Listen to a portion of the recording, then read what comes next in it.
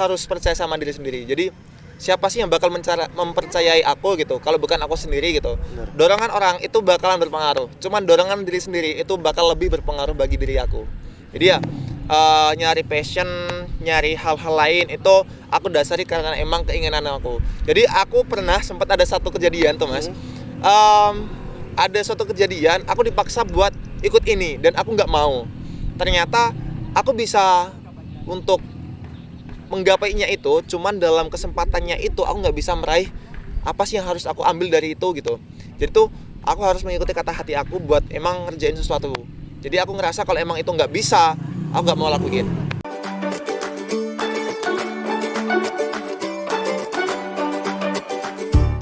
Halo sobat-sobat mahasiswa yang teman-teman masih bingung terhadap nanti ketika lulus dari gelar sarjananya menjadi masyarakat. Untuk menjawab persoalan sumber daya manusia yang semakin menjadi perhatian di topik global maupun di Indonesia maupun global, sumber daya manusia menjadi salah satu faktor penting dalam reformasi ekonomi. Jumlah banyaknya masyarakat Indonesia yang masuk dalam dunia perkuliahan hanya sebatas 35%. Dan beruntunglah kalian bagi teman-teman mahasiswa. Untuk menjawab kebingungan kalian, kita sekarang mendatangkan tamu. Silakan Mas untuk perkenalan dulu. Oke. Makasih banyak Mas ya udah dikasih kesempatan buat hadir di acaranya ini. Iya. Jadi biar kita saling kenal juga, kenalin aku Ibad, teman-teman bisa manggil aku Ibad gitu aja. Aku dari program studi agribisnis dan saat ini aku menempuh semester 5 gitu. Oke. Nah, di sini kita mau membahas masalah tentang perkuliahan.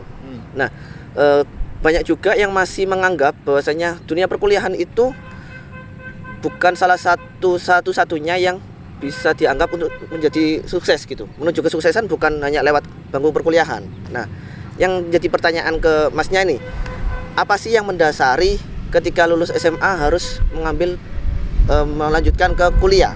Kenapa nggak kerja ataupun hal lainnya tuh? Jadi tuh dulu aku itu karena emang dulunya masih awam, teknologi juga HP jarang megang gitu. Iya. Jadi tuh dulu aku mikirnya aku selesai sekolah harus kuliah karena masih banyak hal yang perlu aku pelajarin gitu. Nah, dan di samping itu juga adanya faktor dukungan dari orang tua itu juga jadiin aku bisa semangat buat langsung lanjut kuliah. Jadi nggak ada pikiran buat ada sih pikiran buat kerja, cuman setelahnya aku coba buat daftar SNMPTN, SBMPTN, jika nantinya nggak kedaftar atau nggak keterima, itu rencananya aku mau kerja gitu. Cuman ya emang prioritas aku dulu itu buat kuliah. Buat kuliah. Iya. Mungkin ada tipsnya untuk seberapa penting sih kuliah itu menurut Mas Ibad nih? Soalnya kan teman-teman mungkin kita apalagi yang lulusan SMK. Iya. Mungkin pasti pilihannya kerja aja lah karena lebih kalau secara realistisnya pasti soal uang. Iya. Gitu. Nah, untuk merubah mindset bahwasanya perkuliahan itu sebenarnya penting juga gitu. Itu gimana? Kalau dari aku pribadi sih nganggapnya itu juga semakin lama semakin bisa kita buat menjadikan pandangan seperti itu luntur. Jadi kita kan di sini juga tahu tuh bagaimana kondisinya mahasiswa. Nah, kita kayak ngasih sebuah hal yang memang itu bisa dirasa bisa menunjukkan bahwa ini loh dunia perkuliahan yang sebenarnya gitu. Jadi dari diri kita sendiri buat contoh buat orang lain. Jadi kalau misalkan kita cuman kuliah terus nggak memberikan contoh yang baik ke yang lain pun stigma seperti itu kan juga bakalan terus berlanjut gitu. Jadi ya pandangan orang sih nggak bisa membatasi pandangan orang. Jadi tetap kasih yang terbaik, kasih pandangan yang baik terus menerus karena sejatinya semuanya itu hanyalah sudut pandang, tidak ada yang benar, tidak ada yang salah gitu. Mantap. Karena sudut pandang setiap orang pasti berbeda-beda. Gitu. Oke. Nah, jadi gini. Di soal perkuliahan, kenapa sih hal yang mendasari untuk melangkah ke kuliah itu mungkin salah satunya bukan gitu sih, lebih ke gini. Apa yang menjadikan Mas Ibad ini perbedaan antara teman-teman yang kuliah atau teman-teman yang memilih kerja itu apa? Apakah ketika Mas Ibad kuliah ternyata oh ini loh, saya menemukan hal baru yang kalau misal saya kerja nggak dapatkan ini gitu. Kalau aku pribadi sih nggak bisa membedakan terlalu spesifik gitu ya Mas ya. Cuman ya pasti ada plus minusnya gitu. Jadi kalau di kata saya tuh bukan terkait dengan perbedaan, tapi masih ada plus minus dari pilihannya masing-masing gitu. Nah terkait dengan hal itu dari aku pribadi kalau ngelihatnya kayak dari segi relasi itu bisa dibangun di dunia perkuliahan. Memang bisa dibangun di dunia kerja, cuman yang namanya dunia kerja itu sangat keras. Jadi ya kita harus bisa buat ngefilter lagi tuh siapa yang bakal jadi teman, siapa yang bakal jadi lawan. Nah di dunia perkuliahan sama aja, cuman tekanannya terkait dengan hal itu bisa kita kurangi dengan cara terus mengikuti kegiatan-kegiatan, relasinya menambah, soft skill menambah. Ya emang hard skillnya memang langsung diasah di dunia kerja, tapi soft skillnya itu diasah di dunia perkuliahan. Oke, mungkin poin intinya itu ada di soft skill yang mungkin menjadikan pembeda antara teman-teman yang langsung masuk dunia kerja dan teman-teman yang masuk kuliah. Berbicara soal soft skill itu didapatin dari mengikuti kegiatan. Nah, teman-teman mahasiswa juga, Mas Ibat ini adalah salah satu ketua di prodinya tadi, prodi agribisnis. Nah, seberapa penting sih mengikuti kegiatan di dunia perkuliahan? Seberapa penting? Seberapa penting bagi saya ya? Iya. Jadi kalau ditanya seberapa penting bagi saya, sangat penting. Ini hanya sebatas pandangan saya pribadi, tidak melihat dari pandangan orang lain gitu. Soalnya kan banyak tuh pandangan, wah kuliah ngapain organisasi, fokus kuliah aja gitu. Yeah. Kalau saya pribadi sih emang dari dulu sudah suka sama organisasi. Jadi masuk kuliah pertama kali langsung join di himpunan saya, yaitu namanya Himagri. Nah dari situ selalu terus ingin meningkatkan value di dunia perkuliahan, khususnya di organisasi. Nah jadi peningkatan value itu aku rasa aku bisa dapetin di organisasi. Nah jadi alhamdulillah juga selama aku berorganisasi juga banyak peningkatan yang sebelumnya aku nggak dapat gitu. Oke. Mungkin tantangan teman-teman mahasiswa yang takut ikut berorganisasi, udah milih kuliah, terus dia juga pengen ikut organisasi di semester awal. Yang mereka takutkan soal manajemen waktu. Kebanyakan sih seperti itu antara dunia perkuliahan dan juga dunia kegiatan yang ada di organisasi. Untuk menyesuaikan waktu antara harus mengerjakan tugas atau memilih rapat yang sampai larut malam, yang kebanyakan mahasiswa juga bilang nggak penting-penting amat rapatnya. Nah, itu gimana caranya? Kalau dari aku pribadi, karena emang jadi seorang ketua itu tidak ada tugas buat mengerjakan rundown dan lain sebagainya. Jadi ya ini berbicara dulu waktu aku jadi pengurus muda, jadi aku masih bisa buat megangin rundown. Emang rada sedikit keteteran di awal, cuman seiring berjalannya waktu dengan evaluasi, alhamdulillah manajemen waktunya bisa diatur dengan kekurangan-kekurangan yang sudah dilalui, jadi dievaluasi. Nah juga buat tipsnya sih nggak ada tips yang khusus ya, tergantung orang-orangnya aja mau berlanjut, mau berusaha atau enggak. Yang penting kalau itu udah pilihan, jalani dengan sepenuh hati, pasti bakal manajemen waktunya bakal baik kita intinya. Mantap. Berarti kembali lagi ke dirinya sendiri pastinya. Mas Ibat ini ikut organisasi dari semester 2. Semester satunya karena masih maba kan, jadi semester 2 masuk di itu. Akhir sih sebenarnya kalau di himpunan. Itu semester 1 akhir itu masuk ke pengurusan atau masuk ke kegiatan kegiatan kepanitiaan atau itu pertama kali kalau di kepanitiaan, pertama kali kalau di Himagri itu ada kepanitiaan. Nah, setelahnya panitia pertama langsung lanjut ke pengurus. Oke. Selain benefit entah tentang soft skill maupun relasi, kehidupan di kampus itu apakah hanya sebatas tentang organisasi? Enggak juga. Tentang apa aja itu? Tentang jalani hidup bermasyarakat, karena emang saat ini kebanyakan buat tugas kuliah itu terjun ke masyarakat. Jadi aku bisa langsung kayak tahu tuh kondisinya masyarakat di Madura, khususnya di wilayahnya UTM itu seperti apa. Terus juga cara bersosialisasi kayak gitu-gitu sih, nggak harus menerus tentang organisasi doang. Oke. Mungkin sebelum semakin jauh, yang pengen saya tanyakan tadi soal program studinya Mas Ibadnya. Iya. Agribisnis itu tentang apa sih? Kok bisa sampai masuk ke masyarakat itu?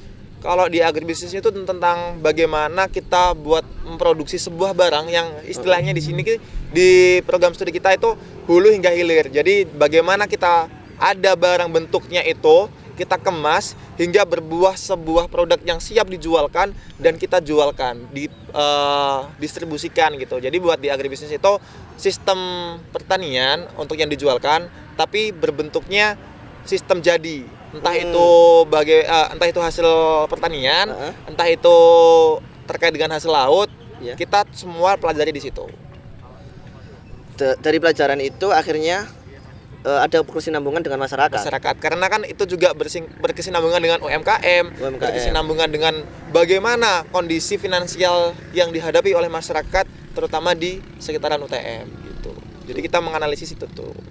Oke, selain tadi yang didapatkan dari perbedaan antara harus kerja ataupun memilih ke kuliah, selain soal relasi, soft skill dan sebagainya, kita juga bisa dapat belajar tentang bermasyarakat tentunya gitu.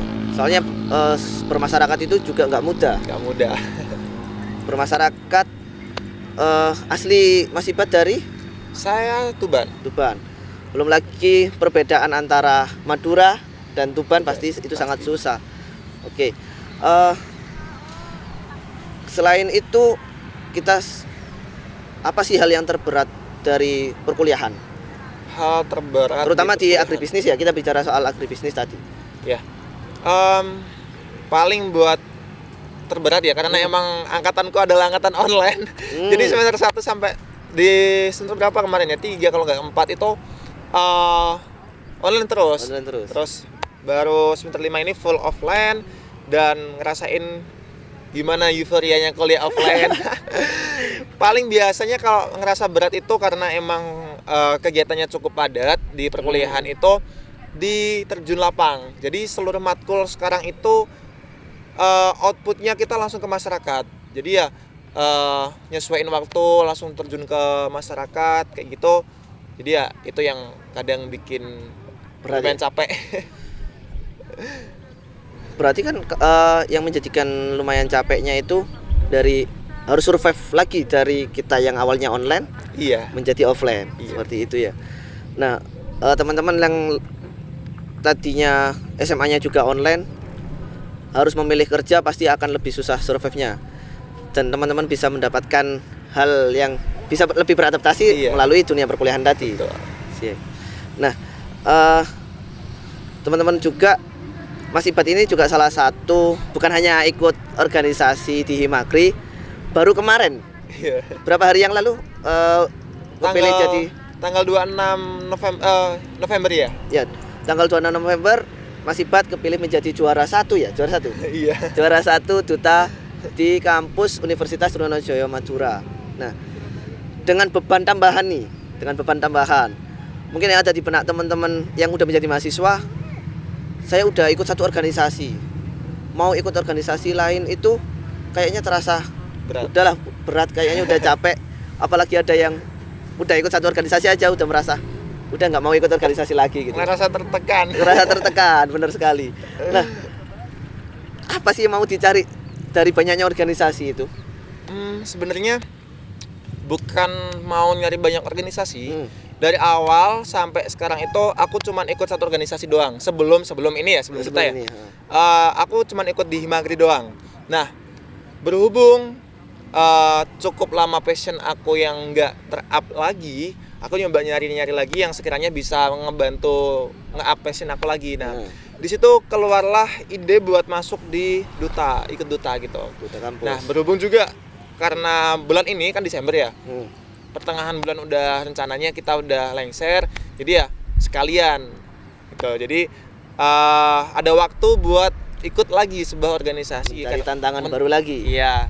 Cuman di situ yang perlu diketahui juga ikut duta itu nyari passion aku lagi. Jadi passionnya seperti apa, aku cari di duta. Yang sebelumnya nggak aku dapetin selama di dunia perkuliahan. Jadi aku fokus di hal lain. Jadi di Himagri itu aku nambahin value aku di hal lain. Jadi yang sebelumnya aku punya ini, aku nggak ada ini. Maksudnya di Himakri nggak ada ini, tapi aku tambah dengan hal lain. Nah maka dari itu yang semulanya ada ini, aku mau up lagi di Duta ini. Jadi nggak nyari yang banyak gitu. Tadi Mas Ibat menyampaikan bahwasanya mencari passion baru dari dirinya Mas Ibat. Nah, Iya. kebanyakan teman-teman itu Mas berbicara soal passion, ketika bukan passionnya, Nggak mau. mereka itu takut untuk Iya. memulai. Nah, yang mendasari Mas Ibat untuk berani memulai melangkah mencari passion saya yang sebenarnya itu di mana sih? Itu gimana? Sebenarnya cuma simpel sih. Sim- Harus percaya sama diri sendiri. Jadi siapa sih yang bakal mempercayai aku gitu kalau bukan aku sendiri gitu. Benar. Dorongan orang itu bakalan berpengaruh. Cuman dorongan diri sendiri itu bakal lebih berpengaruh bagi diri aku. Jadi ya nyari passion, nyari hal-hal lain itu aku dasari karena emang keinginan aku. Jadi aku pernah sempat ada satu kejadian tuh Mas. Ada suatu kejadian aku dipaksa buat ikut ini dan aku nggak mau. Ternyata aku bisa untuk menggapainya itu, cuman dalam kesempatannya itu aku nggak bisa meraih apa sih yang harus aku ambil dari itu gitu. Jadi tuh aku harus mengikuti kata hati aku buat emang ngerjain sesuatu. Jadi aku ngerasa kalau emang itu nggak bisa, aku nggak mau lakuin gitu. Oh, berarti benar-benar dari hati diri sendiri gitu ya. Iya. Berarti teman-teman juga jangan sampai tidak percaya dengan dirinya, jangan pernah untuk merasa insecure ya. Iya, pastinya. betul. Kita Kita semua punya value-nya masing-masing. punya Value kelebihannya masing-masing, benar. Kalau nggak tahu value nanti searching di Google. Nah, berbicara soal kehidupan organisasi dan kehidupan di dunia kampus, Iya. semakin semester semakin tua akan semakin sibuk menurut saya ya. Iya. Karena ketika saya juga merasakan di semester 6 mengikuti dunia organisasi itu sangat berat. Nah, di sini Mas Ibat ketika udah mau menginjak semester 6 pun masih terus berkembang di tambahan satu organisasi lagi yang Iya. ada di Duta Kampus itu. Apakah nggak merasa takut ataupun nanti merasa capek, akhirnya ada satu hal yang pasti kalah? Kalau itu sih karena emang sejatinya rasa capek itu bakal selalu ada. Jadi kalau dari aku pribadi, capek itu wajar. Pernah satu di titik terendah aku, dimana aku itu nggak bisa ngapa-ngapain, aku harus free dalam satu hari itu. Jadi bagaimana kita bisa memanage diri kita sendiri. Semakin banyak, istilahnya kayak gini. Aku pernah dengar juga omongan orang itu, semakin tinggi pohon itu, semakin kencang juga angin menerpa. Siap. Jadi ya harus bisa lebih mengetahui dirinya seperti apa, biar nanti kedepannya kita bisa menentukan apa sih yang harus kita lakukan. Titik terberat yang dialami oleh Mas Ibat itu berawal dari karena organisasi, atau itu titik terberat pembenturan antara organisasi dan perkuliahan? Lebih ke ada masalah pribadi dan di situ lagi ada juga problem di organisasi.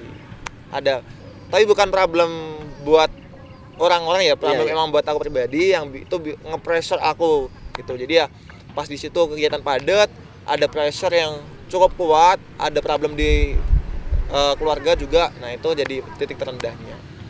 Berbicara titik terendah, hal apa sih yang menjadikan kebiasaannya teman-teman mahasiswa titik terendah apa yang normalnya teman-teman mahasiswa lah? Itu apa? Karena apa? Karena apa ini namanya, laporannya terlalu banyak atau apa? Kebanyakan teman-teman itu ngeluhnya di laprak kalau setahu aku ya. Dia udah praktikum, laporannya itu ditulis tangan. Banyak lembar yang ditulis. Di Sambi juga sama organisasinya dia, sama perkuliahannya dia. Jadi kadang ketika di event, di suatu kegiatan yang dilaksanain itu sering sambat gini Mas. Lapar aku belum jadi, mau laprak revisi dulu. ya, mau laprak. Jadi kalau setahuku kalau di organisasi sih mereka enjoy kalau di tempat aku ya. Cuman ya emang banyaknya tugas itu yang kayak mereka bikin semangatnya cukup perlu ditingkatin lagi. Pelarian mahasiswa ketika ada di titik rendah, Peltim biasanya. kalau di Madura peltim ya. Iya. Kalau di Madura peltim. Peltim, kalau teman-teman yang belum tahu, yang lagi nonton, Peltim itu Pelabuhan Timur. Iya. Jadi kampus UTM itu Trunojoyo Madura itu dekat dengan pelabuhan penyeberangan Kamal sama Perak. Nah, itu ada namanya Pelabuhan Barat dan Pelabuhan Timur. Dan yang suka dibuat pelariannya teman-teman Di Peltim. yang katanya anak inti kalau lihat senja jam sore kayak gini, Iya. itu di Peltim. Nah, Itu. Nah, bagaimana sih cara kembali dari titik terendah untuk kita semangat lagi lah? Apakah yang seperti yang dilakukan Mas Ibat dengan cara break dulu semua kegiatan dalam satu hari untuk menenangkan diri, setelah itu lanjut lagi, atau gimana itu? itu salah satu juga. Salah satu cara itu ya. Salah satu cara yang biasanya aku pakai. Mm-mm. Satu atau 2 hari lah kita pasrahkan dulu ke orang yang sekiranya bisa ngebantu kita buat nge-backup kita buat ngejalanin itu. Terus juga ada kepikiran buat tanggung jawabnya. Jadi bebannya itu kayak, oh iya, aku masa kayak gini. Kalau aku kayak gini, gimana orang-orang kayak gitu?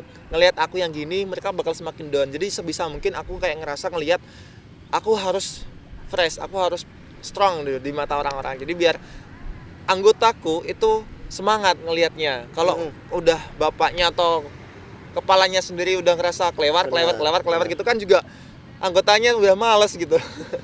Berarti pemimpin itu sebagai contoh. Iya. Jika pemimpinnya kelewar-kelewar, jangan Anggotanya, salahkan. jangan bawahnya. salahkan Iya, benar. anggotanya. Untuk mencari value di dunia perkuliahan, apakah hanya sebatas soal organisasi dan ilmu teori yang didapatin di bangku perkuliahan? Enggak juga sih kalau aku ya. Kayak contoh nih ya, kalau ngembangin value, karena emang aku dulunya itu ikut juga kelas MC kayak gitu-gitu, suka nge-MC dan juga sering nge-MC gitu. Nah, bisa dikembangin juga di dunia perkuliahan, cuman kalah aja gitu dengan tugasnya. Jadi di-keep dan sekarang di-up lagi, itu salah satu cara buat ngembangin value-nya aku. Terus buat ngembangin value yang lain juga nggak harus melulu tentang organisasi. Kerja sampingan yang biasanya disebut freelance itu juga bisa. Dan bisa diambil banyak sih kalau ningkatin value lagi. Berbicara freelance ini kan menjadikan persoalan baru lah, timbul persoalan baru ketika semisal nih saya anak kuliah, saya udah ikut organisasi, ditambah lagi freelance harus kerja, entah jaga warung kopi biasanya ya, ataupun hal yang lainnya. Semakin berat beban untuk mengatur waktu itu. Banget. Apakah ada nih teman-teman di satu kampus yang melakukan hal itu dan mereka berhasil bisa lulus dan juga bisa melewati tahapan organisasi dan juga bekerja di sambil kuliah? Kalau dari temen aku, bentar ya, diingat-ingat dulu. Seprodi itu ada yang dia kerja, gitu. Ada kerja. Ada berapa? Nah, kalau dilihat dari kesibukan dia kerja, aku taunya dia nggak ikut organisasi. Tapi aku yakin ada banyak orang yang di luar sana yang dia ikut organisasi, perkuliahannya aktif. Ada juga yang ketika libur dia kerja, pasti banyak. Ya karena emang lingkupnya aku nggak bisa menjangkau, jadi ya masih belum ada temenku yang, atau aku pribadi ya belum bisa buat ngelaksanain ketiga-tiganya itu, karena emang berat banget buat bisa mencapai titik di situ. Kalau berbicara soal freelance itu, freelance ini kan kerja. Iya. Kalau di sekitaran kampusnya Mas Ibat ini, hal freelance apa sih yang mudah untuk dilakukan teman-teman? Kalau misal saya nggak milih ikut organisasi, saya lebih milih untuk bekerja sampingan aja lah. Iya. Ada nggak kira-kira yang mewadahi teman-teman mahasiswa gitu? Freelance-nya, bentuk freelance-nya gitu ya. Oke. Buat itunya sih masih belum nyoba, karena belum nyoba. Ya kurang tahu juga. Tapi kalau kebanyakan mahasiswa itu lebih ke jaga warung, karena power yang dikeluarkan, tenaga yang dikeluarkan nggak terlalu banyak. Jadi mereka bisa memanage tenaganya mereka untuk kerja dan juga untuk perkuliahan. Tapi aku baru ingat ada satu temanku cewek, itu dia bikin usaha, tapi bukan freelance, lebih ke freelance. Cuman dia itu di kecantikan, kayak di Bulu Mata gitu. Ya di Bulu Mata. Dia ikut organisasi. Ya. Dia sebagai anggotaku di divisi Infocom. Dia ikut perkuliahan dan sekarang mengikuti MBKM. Terus dia juga freelance yang Bulu Matanya itu. Nah, buat gimana cara ngaturnya juga kurang tahu ya, karena tapi yang pasti dari diri sendiri. Gitu. Gini, freelance itu mungkin kebanyakan teman-teman mahasiswa itu memilih untuk freelance, memilih untuk melatih dirinya atau karena keterpaksaan perekonomian. Yeah. Nah, pernah nggak sih ya kita kalau menjadi mahasiswa mungkin hal yang lumrah ketika bukan hal yang lumrah sih, tergantung teman-teman mahasiswa sendiri bagaimana mengatur keuangan. Betul. Nah, pernah nggak Mas Ibat ada di keadaan yang ketika benar-benar nggak ada uang, terus mencari jalan keluarnya dengan apa? Ini mungkin rada sedikit ngalam ya kalau diomong ya. Dulu emang sebelum masuk perkuliahan offline, aku juga sering cari kerja. Itu juga jadi jualan, terus jualan sendiri maksudnya, terus jadi ojek juga pernah. Jadi punya waktu tuh buat kerja. Nah, berhubung di sini itu waktunya cukup padat, jadi cukup ngalam. Kalau sekiranya uang habis, sehemat mungkin. Berhubung juga nggak bisa nyari pundi-pundi uang di sini, jadi sebisa mungkin aku hemat. Dan kalau emang di rumah ada uang dikirimin. Jadi kalau pengen kerja sih pengen, cuman karena emang banyak kesibukannya yang nggak bisa buat aku ngehandle itu semua, ya sedikit ngalem, banyak ngalemnya gitu. Pasti kalah lah salah satunya ya. Iya kalah.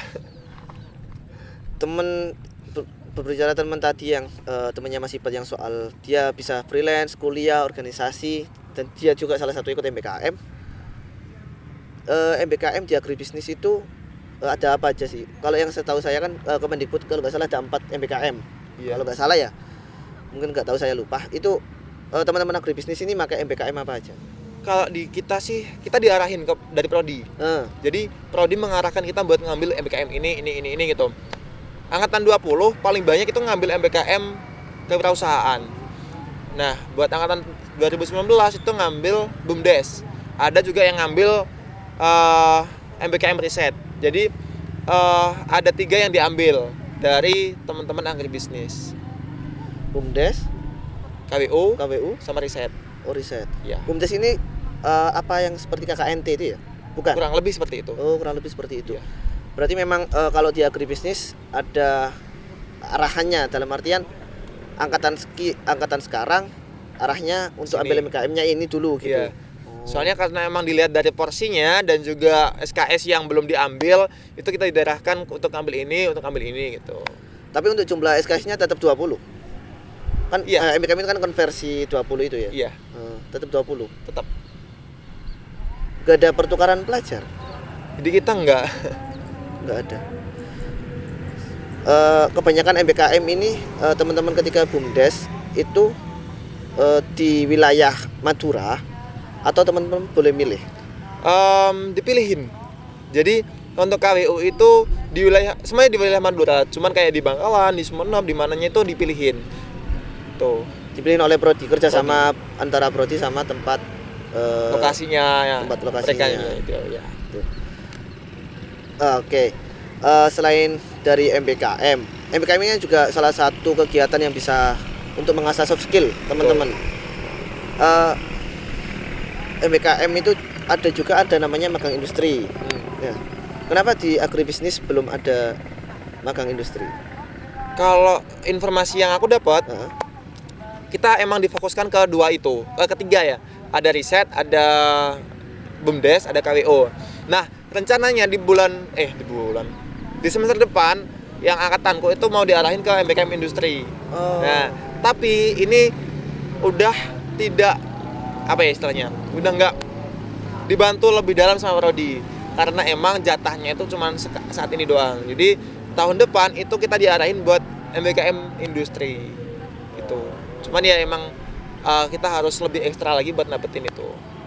Mungkin pertanyaan teman-teman mahasiswa, apakah semua mahasiswa berkesempatan untuk mengikuti MPKM? Mungkin kan kalau yang teman-teman yang pikirannya bukan cuman akademik, tapi lebih ke fokusnya di akademik gitu. Iya.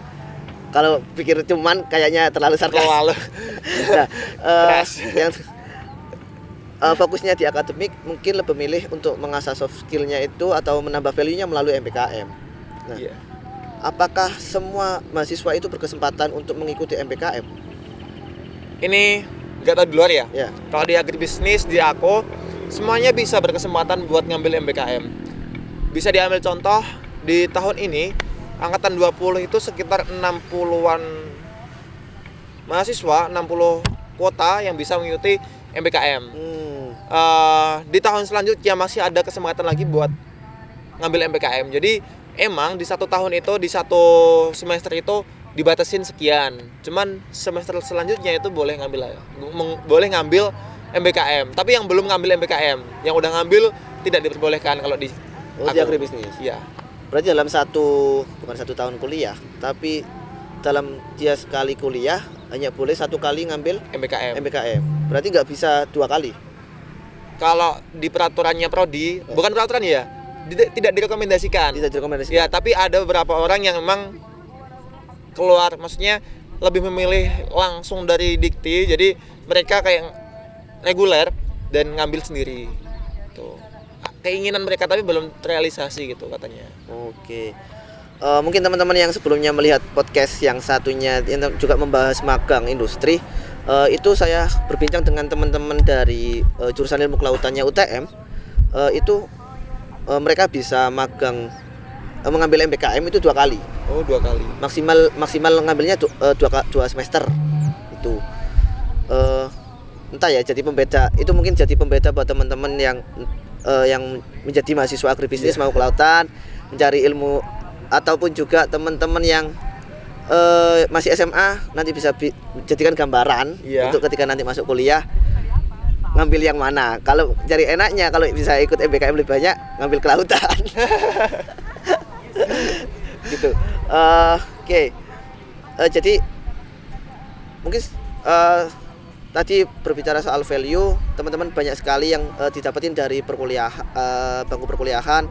Selain value yang ada di dalam bangku perkuliahan, ada juga organisasi, ada juga MBKM, maupun juga bisa tadi mengasah skillnya dengan freelance kita bekerja lah. Itu. Kita kembali lagi ke pembicaraan organisasi. Mas Ibat itu tadi juga kan menjadi duta kampus di kampus ya. Duta kampus di kampus. Duta kampus di UTM. Nah, duta kampus itu apa sih? Mungkin itu yang menjadi pertanyaan. Apakah sama kayak duta yang di daerah-daerah? Kalau di daerahnya, saya lupa daerah saya itu namanya duta apa. Kayak di daerah-daerah itulah. Iya. Itu apa duta kampus itu? Tapi sebelum aku jawab, boleh minum ya? Oh, ayo silakan. Ada serak Mas. Oke. Ini. Mari Mas ya. Yuk.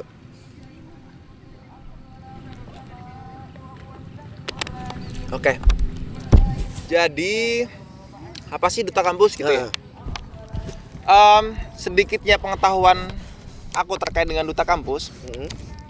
Duta kampus itu sebagai brand ambassador-nya UTM. Kalau tentang informasi yang aku dapat gitu. Jadi dia sebagai promotornya juga UTM, sebagai ikonnya UTM, dia ada proker. Cuman dia berbeda dengan organisasi kayak badan eksekutif, badan legislatif gitu. Jadi dia kayak beda. Kalau ada tamu-tamu dari luar, kayak tamu pimpinannya universitas yang lain, nanti yang nyambut juga ada beberapa dari duta. Kalau informasi yang aku dapat kayak gitu. Jadi dia lebih kayak jadi ikon dari kampus gitu. Ikon dari kampus. Teman-teman yang pengen menjadi ikon kampus juga, mungkin teman-teman juga bertanya, gimana sih caranya untuk menjadi duta kampus itu? Itu gimana? Aku pribadi di dunia perkuliahan mengikuti duta kampus itu baru pertama. Jadi kan ada tuh kayak semester baru boleh ngikut. Jadi aku mengikuti duta kampus itu di semester ini. Semester 5 ya.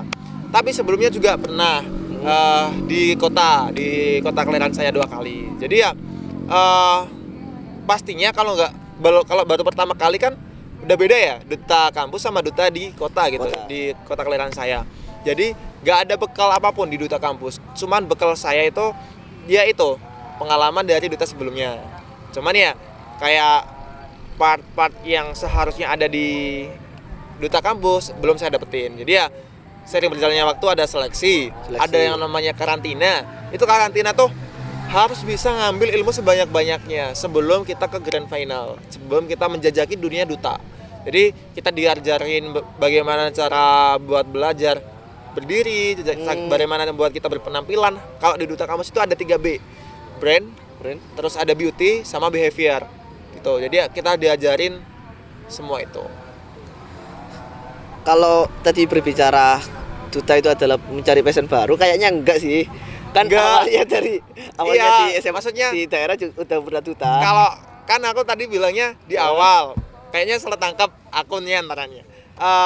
Di awal itu passion barunya itu maksudnya passion aku yang sebelumnya juga ikut ini itu terkip di himpunan, karena aku cari passion baru di himpunan. Jadi yang di himpunan itu nggak ada kayak gini, aku nyari yang lain sehingga aku punya bekal buat ikut ini lagi.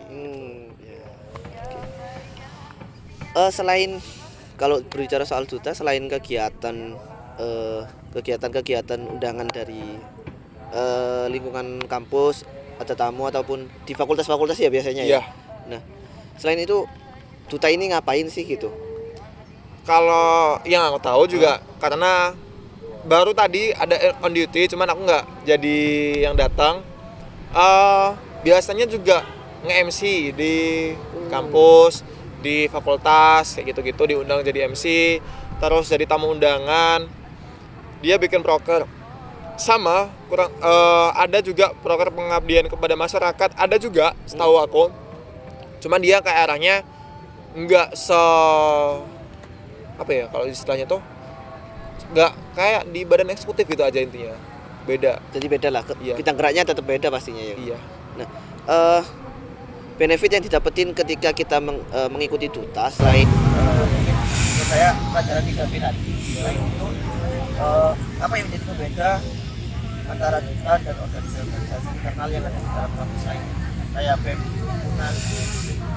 Mungkin ini nggak tahu ya bener atau enggak, cuman pandanganku karena dia singgungannya kayak ke atas ya, jadi singgungannya dia itu lebih banyaknya ke atas, ke pimpinan. Jadi dia punya sama waktu apa nama istilahnya kayak gitu loh. Jadi dia punya privilege buat itu menjadi tenar di kampus. Nah gitu, itu juga salah satu apa namanya yang bisa didapetin, dikenal orang. Jadi dia bisa kalau misalkan dia punya kemampuan terus punya privilege di mata orang-orang, dia bisa diundang di sini dan itu meningkatkan fungsinya dia juga. Privilege menjadi duta bukan hanya di lingkungan kampus raya aja, juga di dosen juga menjadi sebuah privilege juga pasti. Tadi saya udah membahas soal tentang gimana caranya menjadi duta kampus. Ada gak sih kisi-kisi yang harus disiapin teman-teman kalau mau jadi duta kampus harus nyiapin ini, atau ada misal saya ikut nih, ada gak sih persyaratan postur tubuh kayak gitu? Jadi lebih ke kayak yang harus disiapin kayak persyaratan gitu ya. Kalau di duta kampus UTM enggak ada postur tubuh. Yang penting dia 3B-nya ada, terus punya public speaking yang dia maksudnya mampu lah kayak gitu ya. Terus kemampuan soft skill yang lain, jadi nggak maksud membatasi, cuman ya emang di duta kampus kalian bisa mendapatkan itu juga sembari belajar. Jadi tuh kita di duta kampus nggak ngambil dari tinggi, toh saya juga nggak putih kan, hitam kan ya. Kebanyakan orang Indonesia ya gini kulitnya ya jadi ya kalau itu enggak, cuman ya emang dilihat dari kemampuan kita bisa nggak buat diamanin sebagai duta gitu aja. Kalau misalnya tadi ada karantina ya, ada step-stepnya ada karantina. Kalau di kota perkotaan mungkin karantinanya itu ada tempat karantinanya. Nah, di kampus ini apakah kita juga tidak tidur di kos atau karantinanya itu hanya soal teori belajar dari jam berapa sampai jam berapa atau gimana? Iya. Setahu aku dulu juga yang udah aku ikutin di UNAD juga, kalau karantina itu biasanya nginap. Jadi ada rentan waktu dari hari ini sampai hari ini buat karantina. Cuman karena di UTM sendiri ada jam malamnya sekarang, dari jam 10 udah nggak bisa buat kegiatan lagi. Jadi buat di karantina UTM itu dibatasi sampai jam 10 malam. Dari jam 10 malam nanti. Oke teman-teman, itu tadi kita bincang topik perbincangan dengan Mas Iqbal, salah satu ketua umum agribisnis dan juga juara 1 duta UTM. Menjadi mahasiswa itu tidak mudah, tapi juga akan mendapatkan banyak value ketika diri kalian mau berkembang, mengikuti banyak kegiatan. Oke, sampai jumpa kembali di podcast SKS selanjutnya. Terima kasih Mas Iqbal. Siap. Terima kasih banyak Mas ya udah diundang. Sampai jumpa.